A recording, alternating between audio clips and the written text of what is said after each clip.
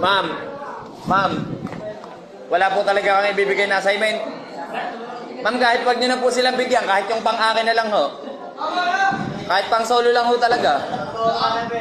O kaya ma'am, pagkatapos po nilang mag-quiz, eh di na ba, naka-quiz na po ako. Ipag-quiz nyo po uli ako. Boy, alam mo yung feeling na aral-aral ka? Yung tipong pag-uwi mo.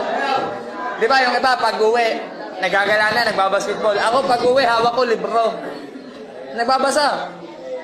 Kaya ma'am, isa lang pakiusap ko, bigyan nyo ako ng assignment. Hindi, yan, mga tamad mag-aral. Ano, tapos sa huli, mag-ahabol ka ng activity nyo. Kung yung activity nyo, ginagawa nyo on time, hindi kayo mahihirapan. Ma'am, gagawin ko na po yung next activity.